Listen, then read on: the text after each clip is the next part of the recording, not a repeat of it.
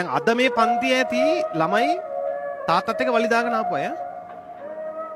අම්මා එක්ක වලි දාගෙන ආපු අය ඇති. අම්මට බැනලා ආපු ළමයි ඇති මේ පන්තියේ. අද ඔයාලා ගෙදර යනකොට ගෙදර සුදු කොඩි දාලා නම් මරණාධාර සමිතියේ කට්ටිය ක්‍රැස් වෙලා කතා බහ කර කර හිටියොත් ගෙදර යනකොට ඒ නැති වෙලා තියෙන්නේ තමන් උදේ එනකොට තරහින් හිටපු අම්මා නම් තමන් තරහින් හිටපු තමන් උදේ එනකොට බැනලාපු තාත්තා නම් කොහොමද දරුවනේ ඉස්සරහා ජීවිත කාලේ හිත හදාගෙන ඉන්නේ? මම කියන කොහොමද ඉස්සරහා ජීවිත කාලේ හිත හදාගෙන ඉන්නේ කියලා මැරෙනකම් ඔයාලා මැරෙනතු අම්මගේ තාත්තගේ රූපේ ෆොටෝ එකකින් හරි දකින්න හැම වෙලේම මතක කරගන්න.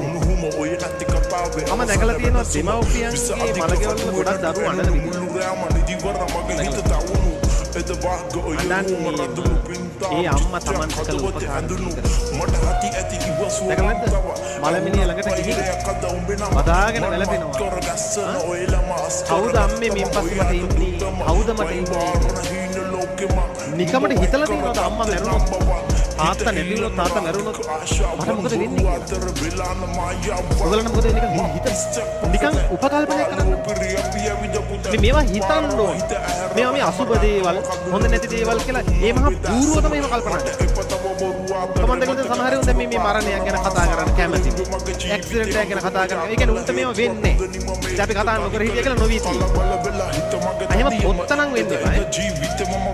නිකන් උපකල්පනය කරන්න. නැති වුණා කියලා.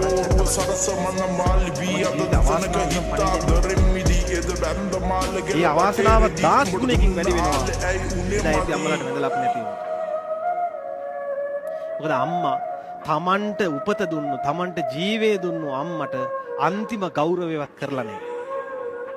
රණ්ඩු වෙලා අම්මට ගරහලා අම්මට බැනලා නම් ගෙදරින් ඇවිල්ලා තියෙන්නේ. කාලකන්ණී කියලා තමයි කියන්නේ තියෙන්නේ.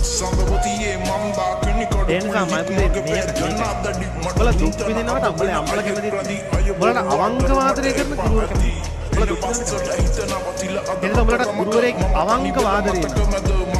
ඒ ගුරුවරු ඔයාලට අවංකව ආදරය කරනවා. ඔයාලට උපදෙස් දෙන්නේ. අම්මලාට තාත්තලාට වඳින්න එපා කියලා නෙමෙයි. අම්මලා දාතට වඳින්න ඕනේ මම ඇදලත් නැහැ. ඒක අවංකව ආදරය කරන එක ඔක දැනෙන්නේ ඔක උනහම අම්මා තාත්තා ඉන්නකන්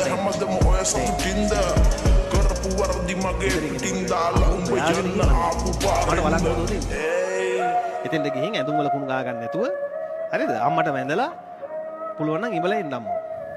අම්මලා බලයි යකෝ මේ වැඳපු නැති එක මොකද මේ වෙලා තියෙන්නේ කියලා. සමහරට අහන්නත් ඉඳ තියෙනවා උඹට කීයක්ද ඕන කියලා ෂේප් එකේ.